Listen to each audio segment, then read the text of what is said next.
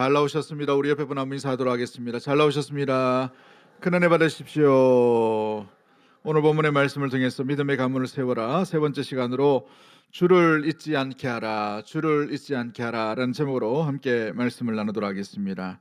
많은 이들이 수많은 문명 가운데에 문명이 세워지고 무엇보다도 발전하고 또 가운데 갑자기 사라져가는 그 일들 바라보면서 문명의 종말, 문명의 없어짐, 원인이 뭘까를 분석할 때 많은 이들은 이렇게 생각합니다.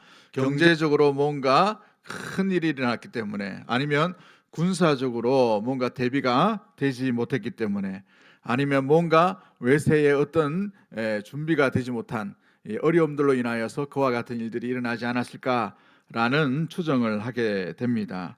그런데 역사학자들은 조금 다른 이야기를 합니다. 물론 여러 가지 요소들이 종합되어서 일어나는 일이지만 그 가운데 가장 중요한 이 무너짐의 원인이 뭘까? 그 원인은 바로 다른 것들이 아니라 기억되지 못함, 무엇보다도 내부의 혼동으로 말미암아 무장되어 있지 못함 가운데 있음을 바라보게 됩니다. 그래서 아놀드 토인비라는 영국의 역사학자는 문명의 무너짐이 외부의 공격보다는 내부의 붕괴로 말미암아 무너지게 되었다라고 이렇게 표현하고 있는 것이지요. 밖에서 무너지기 전에 이미 안에서 무너져 있기 때문에 대비하지 못했다라는 것을 이야기합니다. 그런데 성경은 오늘 본문에서 좀 더 깊이 이 문제를 좀 다루고 있지요. 성경은 문명이 무너지는 진짜 이유를 오늘 본문을 빗대어서 이렇게 말합니다. 기억하지 않기 때문에, 기억을 잃어버렸기 때문에 그런 것이죠. 무엇을 잃어버렸나? 하나님에 대한 기억을 잊어버렸기 때문이라고 말합니다. 여러분, 이스라엘이 언제 무너졌습니까? 군사적으로 준비가 덜 되었기 때문에 무너졌나요? 아니면 이들이 가난해서 무너지게 되었습니까? 아니에요. 가난해서 무너졌다면 이미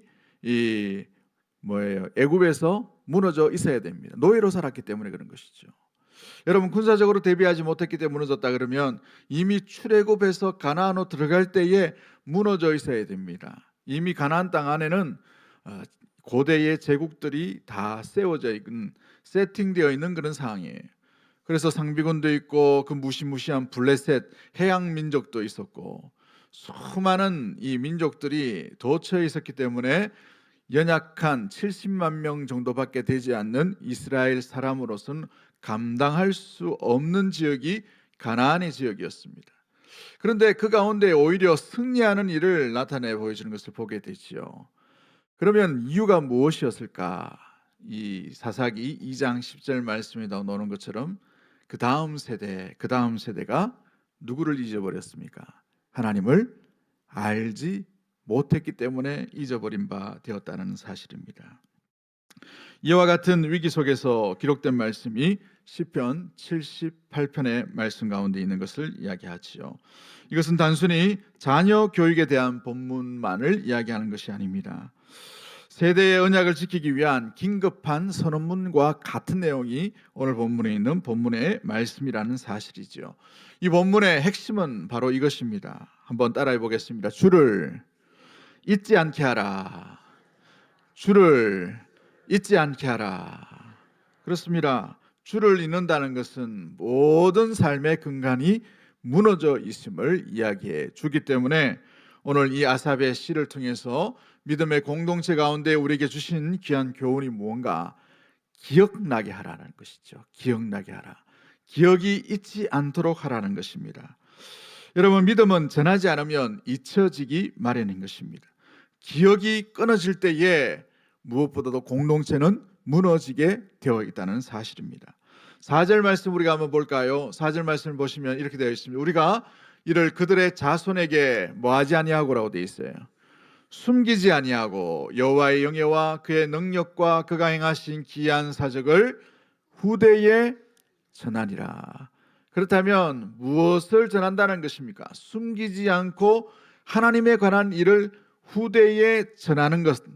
이 일에 대해서 이 아삽이라는 시인이 무엇보다도 결심하고 고백하고 있다는 것이죠. 우리가 말하지 않으면 하나님의 영광이 다음 세대 가운데에 이후의 세대, 후대 세대 가운데의 소멸됨을 이야기합니다. 이것은 부모의 게으름을 이야기하는 것이 아니라 하나님의 이름조차도 그들의 말과 생각 속에서 잊혀지기 때문에 이와 같은 일들을 얘기합니다. 하나님의 영예와 하나님의 능력과 하나님의 기이하신 사적을 무엇을 얘기합니까? 이스라엘 백성들이 하나님을 만난 사건이요, 하나님이 함께한 사건이요, 하나님이 이끄시고 동행하셨던 그 인도하셨던 그 놀라운 일들에 대한 모든 이야기들을 말하지 않으면, 숨기지 아니하고 전달되지 않으면 잊혀지기 때문에 이와 같은 이야기를 하고 있는 것입니다. 신앙의 전수란 이론을 이야기하는 것이 아니에요. 가장 좋은 교리만을 이야기하는 것이 아닙니다. 이야기로서 남겨져 가게 되는 것을 말하고 있는 것이지요. 어디에서 이 일이 일어나야 되는가? 무엇보다도 후대라는 것을 볼 때에 가정 속에서 이와 같은 일들이 일어나야 됨을 말씀하고 있습니다. 존 칼빈은 이 구절을 묵상하면서 이런 말을 합니다. 하나님의 은혜의 역사는 기억 속에 새겨져야 하며 그것이 세대를 건너 전달될 때 비로소 살아있는 신앙이 된다라고 되어 있어요. 살아있는 신앙이 된다는 말은 그들의 기억 속에, 우리의 기억 속에만 남는 것이 아니라 우리 다음 세대의 기억 속에 전달되고 살아있고 무엇보다도 이어져 갈 때에 비로소 살아있는 신앙이 되는 거예요. 할렐루야. 그러므로 그 신앙의 이야기가 우리에게만 멈춰 있다는 것은 살아있는 신앙의 연결이 끊어지고 있다는 것을 의미해 주고 있는 것입니다. 살아있는 이야기, 이것이 신앙 전수의 본질과 같은 이야기라는 것이죠. 여러분, 문자가 기록되지 않았던 그 고대 사회에 어떻게 이 이야기, 이 무엇보다도 믿음이 이웃 가운데에 또 자녀와 또 부모 세대를 건너뛰어서 이렇게 온전히 우리 세대까지 이어지게 왔을까요? 당시에는 뭐 활자가 발달되지도 않았고 인쇄술이 발달되지도 않았어요.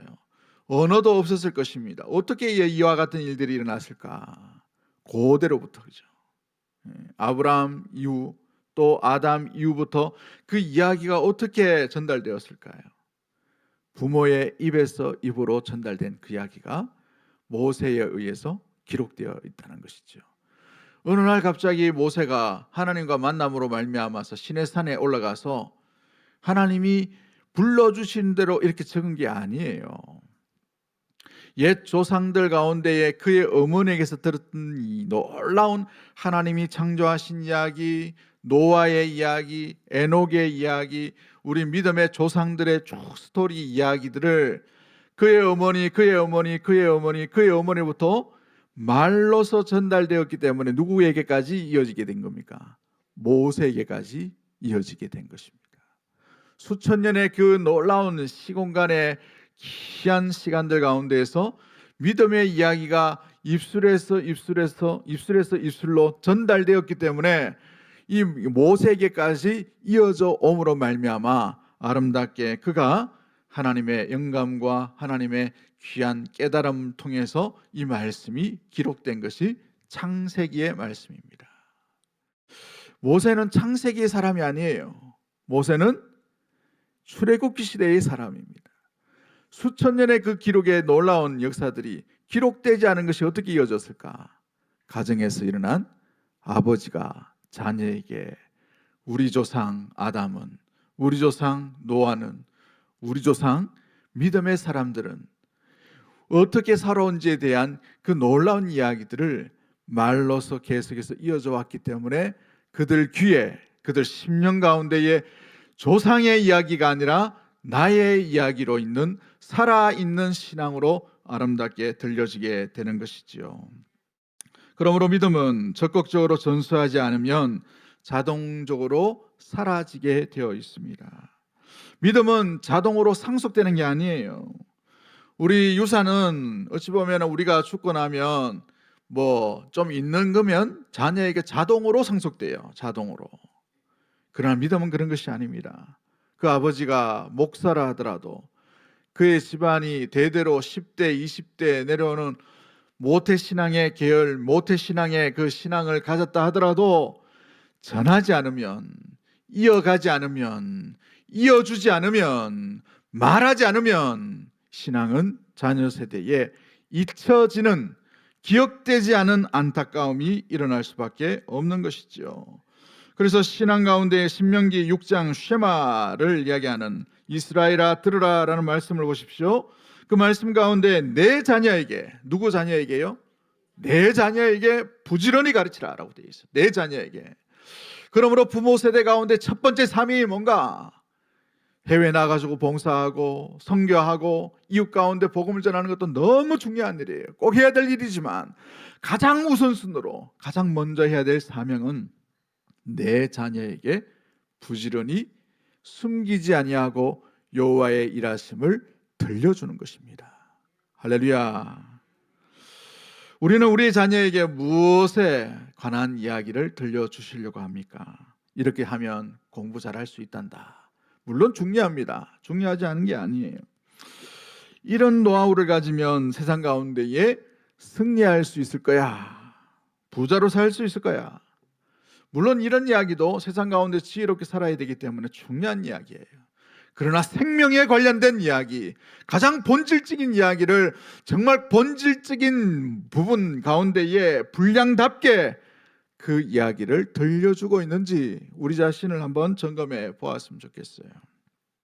중요한 이야기를 중요하게 이야기하고 있는지, 중요한 이야기는 빼버리고 다른 이야기들로 채워가고 있는 것은 아닌지요. 교회 나가라고 이야기는 합니다. 예배 빠지지 마라 라고 이야기는 해요. 그러나 그 정도가 아니라 하나님이 내 인생에 무엇을 말하셨는지, 하나님이 내 인생 가운데 어떻게 나에게 만나주시러 오셨는지, 하나님이 내게 어떤 은혜를 베풀어 주셨는지, 하나님께서 내 부르짖음 가운데 어떻게 응답하여 주시고 위로하여 주시고 이끌어 주시고, 때로는 책망하시고 때로는 깨닫게 하여 주시고 때로는 주의 길로 온전히 걷게 해 주셨는지, 주님 이야기가 없어요. 주님 이야기. 주님 이야기가 가정 가운데 들려야 되고, 주님 이야기, 나의 하나님의 이야기가 들려져야 되는데 그 중요한 이야기는 빼버린 채 다른 이야기들로만 하고 있는 것은 아닌지요. 우리의 침묵 속에 하나님의 이야기가 어느샌가 모르게 조용하게 사라지고 있는 것은 아닌가요? 내가 경험한 하나님의 가장 분명한 역사 알고 있지요. 그러나 그것을 자녀 세대 가운데 이야기하지 않는다면 그들은 내 부모가 어떤 하나님을 만난지를 까맣게 잊어버려요. 왜 이스라엘과 우리 신구약 성경 가운데 하나님을 이야기할 때에 아브라함의 하나님, 이삭의 하나님, 야곱의 하나님, 때로는 요셉의 하나님, 나의 하나님이라고 고백합니까? 그 조상들이 만난 하나님, 이삭이 만난 하나님, 야곱의 하나님, 또 요셉의 만난 하나님이 나의 하나님이라는 거예요. 나의 하나님. 내가 만나고 내가 주님과 동행하고 또 무엇보다 내게 말씀하여 주시고 깨닫게 해주시는 내 하나님을 온전히 기억하게 하는 놀라운 장치라는 것이지요. 기억하지 않으면 잊혀지게 됩니다. 기억하지 않으면 잊어버리게 됩니다. 기억되지 않으면 믿음이라는 것이 일어날 수가 없는 것이에요. 독일의 문화기억 연구자 얀 아스만이라는 사람이 있습니다. 이분은 예수님 믿는 사람은 아니지만 이런 이야기를 해요. 한번 들어보십시오. 공동체가 기억을 잃는 순간 그 공동체는 정체성을 잃어버린다. 믿음의 공동체가 가장 중요한 기억이 어떤 기억이 있어야 될까요? 교회를 떠나서 가장 중요한 가정 공동체 가운데에 가장 중요한 기억, 이 가정의 주인이 누구이신가? 어떻게 주인이 되어주시고 어떻게 우리에게 은혜 주시며 어떻게 믿음을 주셨는지 그 믿음의 이야기, 은혜의 이야기, 주인공이신 생명의 주인이신 예수 그리스도의 이야기가 그 가정 가운데에 가장 중요한 부모에게서 들려지지 않는다면 무엇으로 그 가정이 주님을 온전히 섬기는 믿음의 재단이 될 수가 있을까요?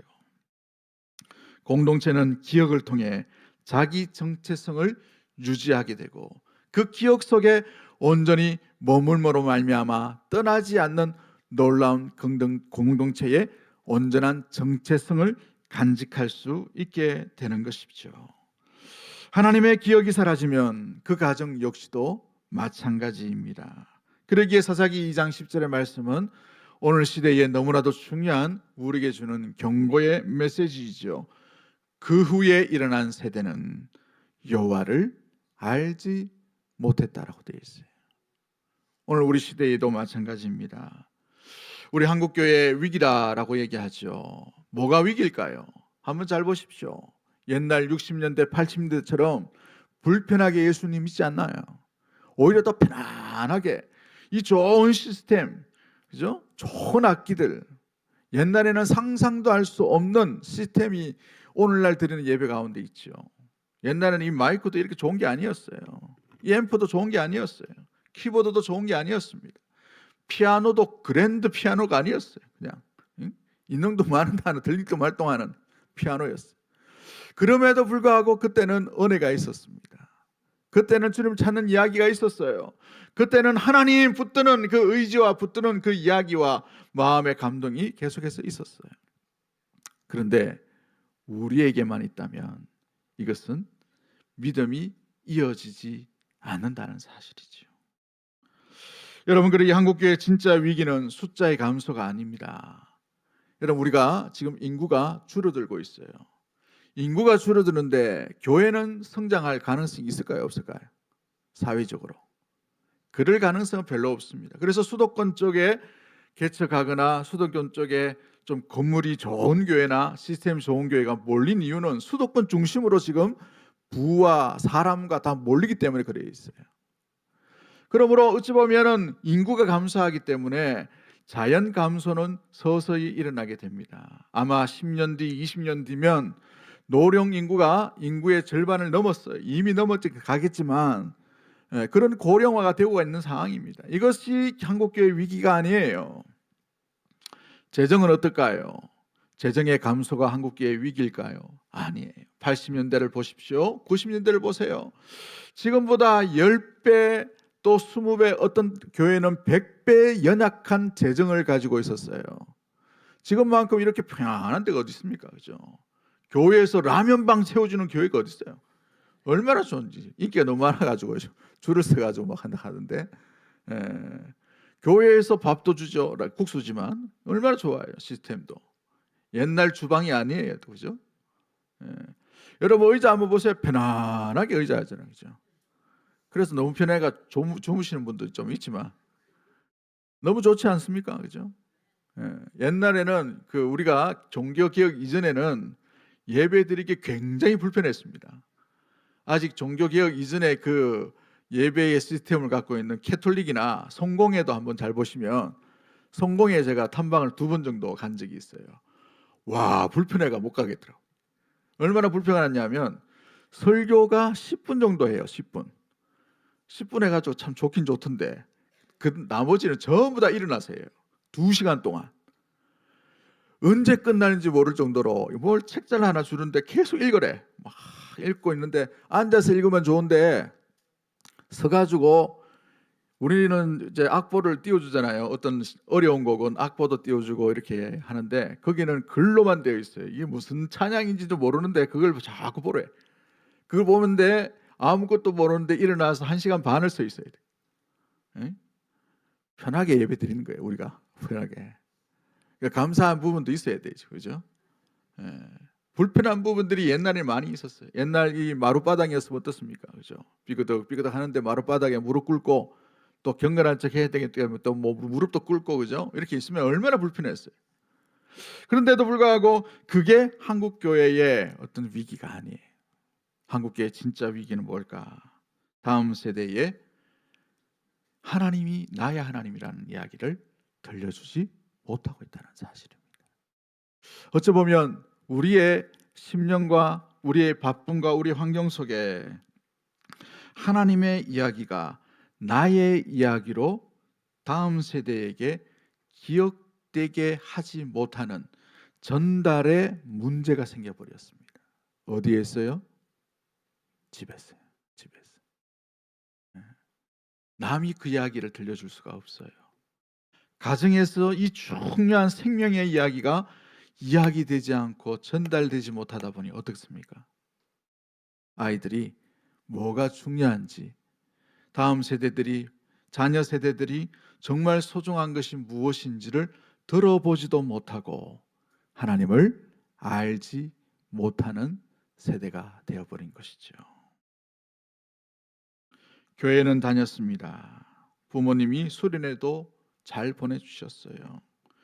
회비도 척척 내게 함으로 말미암아서 해외 단기 선교도 가보고 또 수련회 은혜 받는 데를 빠지지 않고 열심으로 보냈습니다. 가정에 또 찬양이 끊이지 않도록 집에 찬양도 크게 틀어놓고 은혜로운 찬양도 계속 들려줬어요. 그런데 하나님이, 나의 하나님, 우리 가운데 임하신 그 하나님이 들려지지 않음으로 말미암아 그게 행사로 보이는 거예요.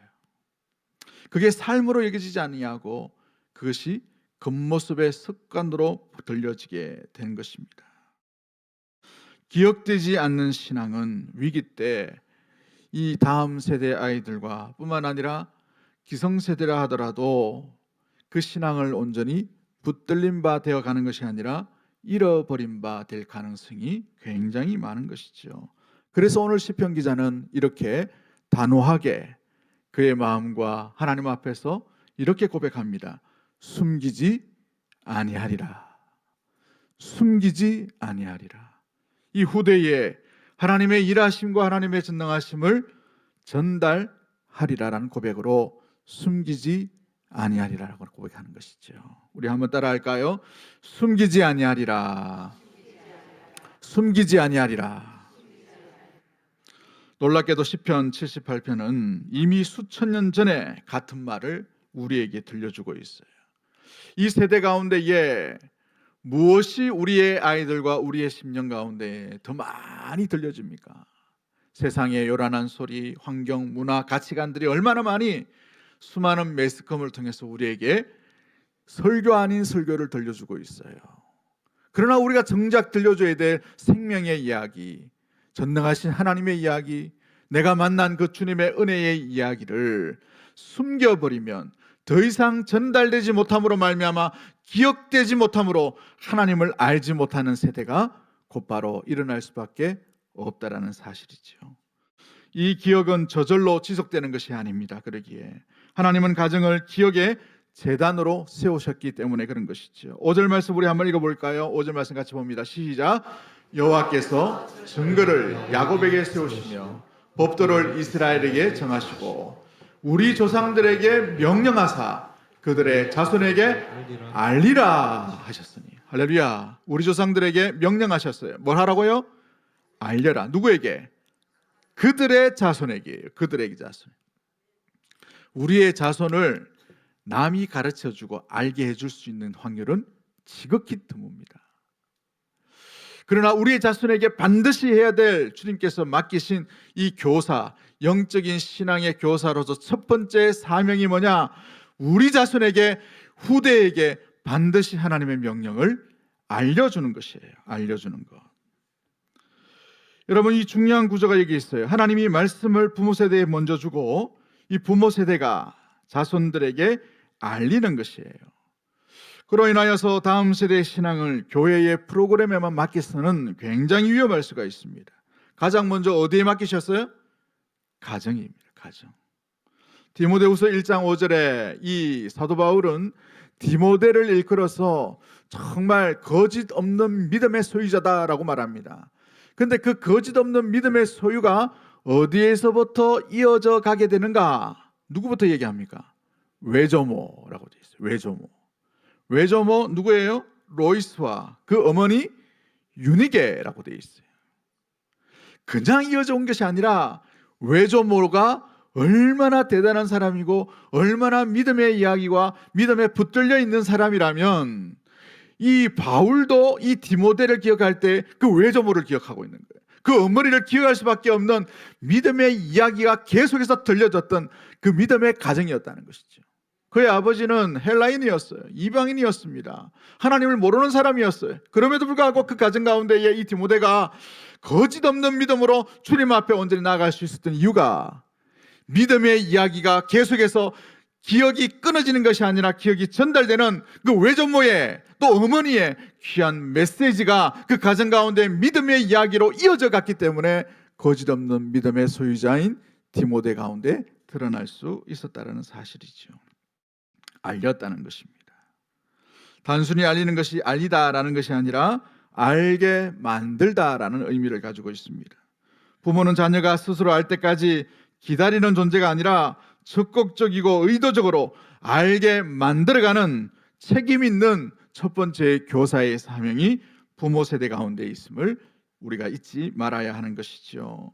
인간의 기억은 본질적으로 망각으로 기울어져 있을 가능성이 많이 있습니다. 좋은 것은요, 쉽게 얻은 것처럼 보여지고 쉽게 잊을 가능성이 있어요. 그런데 참 안 좋고 힘들고 고생 바가지로 했던 기억은 어떻습니까? 평생 어때요? 레파토리가 돌아가죠. 이게 툭 치면 나오는 게 옛날 고생했던 이야기입니다. 남자들은 어떻습니까? 툭 하면 좀 있으면 군대 이야기하는 거예요. 훈련받은 이야기. 똑같이 군대 갔는데 자기만 특별한 훈련을 받은 것 같아. 저는 군대 이야기하면 할 말이 없습니다. 너무 편하게 있어가지고. 그런데 친구들 사이에 이야기하다 보니까 군대 이야기는 제가 제일 많이 하는 것 같아요. 군종으로 있었지만 여러분 왜 그렇습니까? 이 고생했던 짧은 시간의 이야기지만 고생했고 고생만으로 끝난 것이 아니라 뭔가 스토리가 있기 때문에 그런 것이죠. 여러분 우리가 고생을 겪지 않을 가능성은 없어요. 이 땅에 살아가면서. 그런데 그 고생 가운데에 누구를 만났냐? 이게 중요한 것이죠. 고생 가운데에 나의 무용담을 들려주는 것이 아니라 그 고생 속에 주님을 만났네. 주님께서 함께하여 주셨네. 주님의 인도하심 가운데 있었네. 이게 우리가 자녀 세대 가운데에 다음 세대 가운데 들려줘야 될 분명한 생명의 이야기이고 믿음의 이야기인 줄 믿습니다. 고생 겪지 않는 이야기가 아니라 고생 속에서 나와 함께하여 주시는 은혜의 하나님을 잊지 않고 만난 그 이야기를 하는 것이지요. 조나단 에드워드라는 분이 신앙 감정론에서 이런 말을 합니다. 참된 은혜는 마음에 새겨지지만 그것이 살아있으려면 계속해서 새로운 자극이 필요하다라고 되어 있어요. 새로운 자극이 필요하기 때문에 날마다 뭔가 이벤트 하라 이 말이 아니에요. 가정 속에서 끊임없이 이 기억의 장치가 돌아갈 수 있게끔 하는 것이죠. 아이들이 특별한 일을 여러 경우 가운데 만날 것입니다. 입시를 앞두고 있을 것이에요. 직장을 앞두고 있을 것입니다. 결혼 대상자를 위해 기도하는 순간이 있을 것이에요. 결정적으로 어려움이 가정 가운데 찾아올 그 순간이 있을 것입니다. 그 순간순간마다 상황이 여러 가지 당황했지만 다양한 상황 가운데에서도 그럼에도 불구하고 잃지 않는 신앙의 원리, 믿음의 원리 가운데에 주를 만난 이야기, 주님께서 인도하여 주신 이야기, 주님을 만나면 그곳에 함께하여 주시는 은혜의 하나님의 그 지혜로 말미암아 어떻게 이겨나갈 수 있는 그 이야기가 계속해서 끊임없이 들려져 가야 하는 것이죠. 우리 가정에는 어떤 신앙의 리듬이 있는지 한번 돌아보기를 원합니다. 아이들이 떠오르면 우리 가정 가운데 믿음의 이야기가 드러나고 생각날 수 있는 신앙의 곡조는 무엇인지 한번 잘 돌아보기를 원해요. 저희 가정에는 오늘 우리 찬양대가 불렀던 이 찬양 네 주를 가까이 하게 하면 왠지 울어야 될 것 같은 이런 준비하는 마음이 있어요. 정조 할머니가 예수님 믿는다고 쫓겨나가지고 어린 할아버지 등에 엎쳐 있고 고향을 떠나가지고 저 제 넘어서 경산 자인으로 들어가서 고생하다가 그 할아버지 하나 키운다고 그럼에도 불구하고 믿음을 타협하지 아니하고 교회를 세우고 할아버지가 영수가 되고 조사가 되어서 새벽 기도 전에 산에 올라가서 기도하시고 해가 뜨면 교회에 내려와서 교회 종치고 성도들 기다리고 교회 건축하면서 그 언덕 넘어서 이 교회를 바라봤던 유일한 사진이 하나 있어요.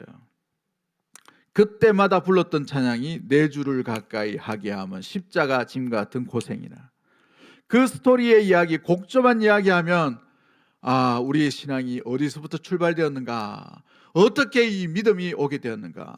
나는 이 믿음 가운데에 고난 가운데 고생 가운데도 흔들리지 않는 믿음 가운데 주께로 더 가까이 나아가려고 하고 있는가.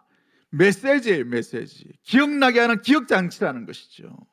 여러분, 이 가정이 온전히 3대 4대뿐만 아니라 온전히 믿음으로 나아가기 위해서 여러분 가정 가운데 이 믿음의 기억잔치가 날 수 있는 리듬이 얼마나 살아있는지, 신앙의 곡조는 무엇이 있는지 우리 자신을 한번 점검해 보기를 원합니다. 이 가정의 달에 숙제를 하나 내드리려고 합니다. 여러분, 이 믿음의 신앙의 근거를 말 수 있는 이 리듬이 없다면 하나 한번 만들어 보시면 좋을 것 같아요. 억지로 만들지 말고 자연스럽게 정말 우리 가정의 믿음의 이야기를 들려줄 수 있는 그런 귀한 곡조나 그 귀한 리듬이나 그 귀한 단어나 그 귀한 은혜의 부분들을 기억장치, 메모리, 믿음의 스토리가 이어져 갈 수 있게끔 만들어 갈 수 있는 우리 믿음의 모든 가족들이 되었으면 좋겠어요. 억지로 공부하다가 또 머리 또 이렇게 복잡해지면 안 되니까 기도하고 묵상 가운데 내가 어떻게 하나님을 만났는가, 여러분이 나아가는 것이 여러분의 신앙, 여러분의 가정의 신앙의 스토리가 되는 거예요. 할렐루야. 아브라함만의 하나님이 아니라, 이삭의 하나님만이 아니라, 야곱의 하나님만이 아니라 나의 하나님의, 우리의 하나님의 이야기, 우리 가정의 이야기를 계속해서 써 내려갈 수 있는, 스토리가 끊어지지 아니하고 스토리가 이어져 나갈 수 있는 믿음의 모든 가족들이 되기를 주의 이름으로 간절히 축복합니다. 성경은요, 계속해서 앉았든지 일어났든지 길에 누웠든지 일어나든지 어디에서 가르치라? 집에서 가르치라고 되어 있어요. 예배당 이야기가 아닙니다. 회당 이야기가 아니에요. 성전에서 이야기가 아닙니다. 가장 먼저 어디에서 들려줘야 됩니까? 집에서. 남편이 아내에게, 아내가 남편에게, 부모 세대가 다음 세대가, 자녀 세대가 부모 세대에게 들려줘야 될 이야기, 생명의 이야기, 바로 주 예수 그리스도 안에 있는 이야기가 흘러나와야 하는 것이죠. 에베소서 6장 4절 말씀에 또 아비들아 너희 자녀를 노엽게 하지 말고 주의 교훈과 훈계로 양육하라 라고 말합니다. 신명기 6장 6절부터 7절까지 말씀의 순서를 한번 보십시오. 내게 명령하는 이 말씀을 너는 마음에 새기고, 부모 세대에게 먼저 말씀 허락해 주셨어요. 그 다음에 새겨진 부모의 심령 가운데에서 뭐라고 얘기했습니까? 내 자녀에게 어떻게 가르치라? 부지런히 가르치라라고 되어 있어요. 출애굽기 12장 26절과 27절 가운데도 이후에 너희 자녀가 묻거든. 이 유월절의 단순한 의식이, 이 절기를 왜 했는가? 이 절기, 이스라엘 백성들 가운데에 각처의 은혜에 귀한 이 장치들이 굉장히 많이 되어 있어요. 도피성도 있었고 그 도피성 안에 레위인도 살고 있었어. 여러 가지 은혜의 장치가 있음에도 불구하고 절기 때면 모든 남자들이 다 어디로 갑니까? 예루살렘 성전으로 오게 됩니다. 불편하죠. 지금처럼 자동차가 있거나 비행기가 있으면 좋은데 며칠 걸릴 때도 있고 몇 달 걸릴 때도 있는 그 길을 모든 남자들이 다 찾아가는 것이 절기였어요. 왜 이렇게 불편하게 하는가? 뭐 하기 위해서요? 기억하기 위해서. 그 가운데 하나님께서 함께 하신 기억의 교육이 바로 이 절기였다는 것이죠. 여호수아서 4장 6절과 7절 말씀에도 길갈 앞에 12돌을 세우는 것을 보게 됩니다. 요단강이 범람할 때 요단강이 멈춘 사건으로 인하여서 길갈에 12돌을 세운 이유가 뭡니까? 하나님이 인도하심의 귀한 역사들을 기억하기 위해 이 돌의 원인, 이 돌의 이유가 뭔지를 묻는 자들에게 하나님이 이런 분이시다라는 것을 들려주는 이 믿음의 이야기가 끊어지지 않는 귀한 장치로서의 역할들을 감당하게 된 것이죠. 믿음은 이야기 속에 개성되어 있습니다. 그래서 교육학과 심리학의 거장인 알버트 반두라는 사람은 모델링이란 이론을 이야기합니다. 이게 뭐냐면 사람은 설명보다 관찰을 통해 배운다는 것이죠. 이게 뭐냐면은 아이들이 부모가 말하기도 전에 부모가 행동하는 것을 잃는다는 거예요. 자녀에게 거짓말할 수는 없어요. 오래 같이 있기 때문에. 아버지가 불안하면 아이도 불안감을 느끼게 됩니다. 엄마가 분노 가운데 있으면 아이도 분노를 배워요. 근데 분노할 수 있고 불안할 수도 있습니다만은 그 가정 가운데에 그럼에도 불구하고 아버지와 어머니가 어디로 연결되는가? 어느 방향으로 나가는가? 불안과 분노 속에도 아버지 어머니가 기도의 자리로 나아가는 거예요. 그 가정에서 나의 하나님 앞에 엎드리는 것을 보게 됩니다. 내 의지와 불안한 어떤 선택의 기로 가운데에 말씀을 묵상하는 그 장면 가운데에서 이 아이가 가르쳐 주지 않아도 자기의 인생의 불안한 상황 가운데 있으면 어디로 나가게 되어 있어요? 말씀을 들여다보므로 말씀을 기억하게 하고 말씀으로 돌아오는 놀라운 일들을 배우게 된다는 사실인 것이죠. 그래서 기억의 목적은 신뢰인 것입니다. 기억의 이 목적은 주께 소망을 두는 그 길로 이어져 가는 것이죠. 7절 8절 말씀에 그들은 일어나 그들의 자녀에게 일러서 그들이 누구에게 소망을 둔다라고 되어 있습니다. 하나님께 소망을 두게 한다는 것입니다. 이것이 기억의 목적 가운데 있음을 보게 됩니다. 무엇을 기억하게 한다고요? 하나님을 기억하게 하는 거예요. 소망이 누구에게 있다는 거예요? 부모는 떠납니다. 아무리 좋은 것을 물려주고 아무리 좋은 환경을 물려준다 하더라도 부모는 떠나게 되어 있어요. 그 떠난 자리 가운데에 무엇이 그들 가운데 소망의 근거로 여겨지게 되는가? 우리 아버지, 우리 어머니가, 우리 할아버지, 할머니가 어떤 경우, 어떤 상황, 어떤 환경에서도 주님을 찾고 주님 앞에 엎드리고 주님을 신뢰하고 주님을 배반하지 아니하고 주와 함께 나갔던 그 귀한 기억으로 인하여서 흔들림과 불안함과 두려움과 근심과 걱정의 계곡과 파도 가운데에 있어서도 소망을 하나님께 두는 것이에요. 할렐루야. 이것이 바로 기억의 귀한 신뢰 가운데 나가는 것을 의미해 주고 있는 것이죠. 팀 켈러라는 목사님이 우리가 자녀에게 전하는 것은 종교적 규범이 아니라 하나님이 실제로 신뢰할 수 있는 분이라는 살아있는 경험이다라고 말하고 있습니다. 삶을 보고 자란 자녀는 어려움이 올수록 주님께 더 가까이 가기 마련이라는 사실이죠. 사랑하는 성도 여러분, 말씀을 맺도록 하겠습니다. 우리의 이야기가 우리의 마지막 믿음의 세대가 되지 않도록 우리가 늘 깨어있게 되기를 주의 이름으로 간절히 축복합니다. 여러분의 스토리와 여러분의 믿음의 이야기가 여러분 때에 끝나는 일이 없도록 숨기지 않는 믿음의 귀한 이 이야기가 흘러나가게 되기를 주의 이름으로 간절히 축복합니다. 어느 한 청년이 이런 말을 합니다. 저는 20년 동안 교회를 다녔습니다. 그런데 하나님이 우리 집에 실제로 우리 부모로부터 이야기되는 것을 한 번도 들어본 적이 없습니다. 정말 우리가 위기 가운데 있음을 바라보게 되죠. 오늘날 우리의 가정은 어떻습니까? 이 말이 얼마나 무서운 얘기인지 여러분 한번 잘 들어보십시오. 교회는 열심히 다녔습니다. 주일 학교도 빠지지 않고 나갔습니다. 오라는 수련회는 다 참여했습니다. 찬양도 늘 흥얼거리며 불렀습니다. 그런데 하나님이 우리 집의 하나님은 아니었습니다. 부모님은 교회에 대한 보냄에 대한 책임은 다 했는지 모르겠습니다만은 우리에게 실제로 하나님을 의지하는 모습, 하나님을 찾는 모습, 하나님과 함께 동행하는 모습, 하나님께 붙들려 있는 모습은 본 적이 없습니다. 식탁에서 하나님의 은혜를 이야기하는 것도, 어려움 앞에서도 선택의 기로 가운데에 주님을 의지하는 무릎도 보지 못하겠습니다. 결정적인 순간 가운데 하나님이 우리를 도우실 거야, 이런 말은 집에서 들어본 적이 없습니다. 그래서 이 청년에게 이 신앙은 삶이 아니라 하나의 쇼였습니다. 삶이 아니라 일주일에 한 번 나가는 행사였습니다. 삶의 방향이 아니라 뭔가 치러야만 하는 하나의 무언가의 과정에 불과했습니다.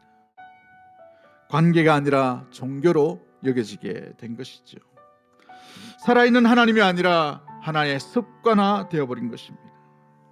여러분, 오늘 시편 78편이 우리에게 주는 아주 무서운 경고요, 또 고백이 바로 무엇입니까? 하나님을 잊는 것은 하루아침에 일어나는 것이 아닙니다. 조용히 우리가 하나님에 대해서 이야기하지 아니하고 하나님에 대해서 말하지 않는 그 침묵 속에 조용하게 일어나고 있다는 것이죠. 주님에 대해서 말하지 않는데 주님을 기억할 수는 없습니다. 주님을 자녀 세대 가운데에 우리 가정 가운데 전하지 않을 때에 주님의 그 귀한 은혜의 스토리 가운데 우리는 갈 수가 없는 것이죠. 그래서 오늘 시편 기자인 이 아삽은 이렇게 고백하는 것입니다. 우리가 이를 그들의 자손에게 숨기지 아니하고, 우리 역시도 숨기지 않는 우리 사랑하는 대구 동성의 모든 가족들이 되기를 주의 이름으로 간절히 축복합니다. 여러분에게는 하나님이 만난 스토리가 있지 않습니까? 하나님이 어느 날 기도에 응답해 주셨던 은혜의 흔적들이 있지 않나요? 길이 막혔을 때에 길을 열어주셨던 그 놀라운 은혜의 하나님이 여러분 가운데 있지 않나요? 내 삶이 무너졌을 때에 그럼에도 불구하고 함께 하시고 붙들어 주셨던 하나님의 추억과 하나님의 인도하심과 하나님의 만지심과 하나님이 함께 하신 기억이 있지 않나요? 여러분, 거창하지 않아도 됩니다. 스토리를 뭔가 조직적으로 쓰지 않아도 돼요. 내 하나님은 이런 하나님이야 라고 말할 수 있는 그런 부모 세대가 되기를 주의 이름으로 간절히 축복합니다. 믿음의 세대가 되기를 원합니다. 뭔가 희한한 기적의 스토리가 없다 하더라도 내 삶 가운데 변하지 아니하고 실수하지 아니하시고 늘 함께하여 주셨던 그 은혜의 하나님을 내가 배반하지 아니하고 지금 여기에 이 자리에 있노라고 자녀 세대에게, 함께하는 믿음의 세대에게 들려줄 수 있는 믿음의 가족들이 되기를 주의 이름으로 간절히 축복합니다. 내 삶 가운데 무서웠던 날들, 내 삶 가운데 불안했던 날들, 내 삶 가운데 분노가 일어났던 날들, 내 삶 가운데 좌절과 근심과 걱정으로 한 치 앞도 걸어갈 수 없던 그 순간 가운데도 늘 여전히 한결같이 나를 인도해 주셨던 분은 하나님이십니다. 예수님이십니다. 주께서 나를 인도해 주셨다. 이 말이 들려질 수 있는 믿음의 귀한, 숨기지 않는 믿음의 세대, 부모 세대와 우리 믿음의 모든 가족들이 되기를 주의 이름으로 간절히 축복합니다. 그로 인하여 우리 모든 들려지는 자들이 그들로 여호와께 소망을 두며 살아가는 믿음의 귀한 세대가 되기를, 온 가족이 되기를 주의 이름으로 간절히 축복합니다. 주를 위한 이곳에 예배하는 자들 중에 그가 찾는 이 없소. 주님께서 슬퍼하시네. 주님이 찾으시네. 주님이 찾으시네. 그 한 사람 그의 배전. 내가 그 사람 되기, 내가 그 사람 되기, 간절히 주께 예배한 주 은혜로 요새 주 은혜로 이곳에 서 있는 주님께 엎드려 절하네. 그 어느 것도 난 필요 없네. 주님만 경외해. 주 은혜로 이곳에 서 있는 주님께 엎드려 절하네. 그 어느 것도 난 필요 없네. 주님만 경배해. 우리 이 시간에 여러분의 가정을 두고 한번 기도하기를 원합니다. 가정에서 어떤 이야기, 어떤 신앙의 리듬감과 믿음의 곡조가 여러분 가정에 흘러가고 있나요? 세상의 가치의 어떤 곡조와 세상의 여러 가지 주는 교훈들로만 인한 여러 가지 리듬이 혹시 머물고 있지는 않습니까? 생명의 주인이신 주님이 이 가정을 다스리시는데, 우리의 주인이라고 말씀하는데 그럼에도 불구하고 주님 이야기, 신앙의 리듬이 들려지지 않는다는 것은 우리의 다음 세대와 우리 가정 가운데에 주님 이야기가 곧 멈춰서는 위기 가운데 있음을 바라보게 됩니다. 일 가운데에 주의 귀한 생명의 말씀과 은혜의 스토리가 숨겨지지 않도록 주여 우리 가정을 지켜주시고 보호해 주시고, 우리가 이 귀한 은혜의 사명들을 가정 가운데 전달하며 귀한 감당할 수 있는 은혜의 부모 세대와 기성 세대가 될 수 있도록, 믿음의 세대가 될 수 있도록, 또한 우리 이웃과 우리 가정, 우리 교회 가운데에서도 그 귀한 믿음의 스토리가 끊어지는 것이 아니라 계속해서 이어져 갈 수 있는 믿음의 세대와 다음 세대로 아름답게 주께 영광 돌릴 수 있는 주 안에 거하는 주께 소망을 두는 인생으로 계속해서 쓰임받을 수 있는 우리의 모습과 우리 가정과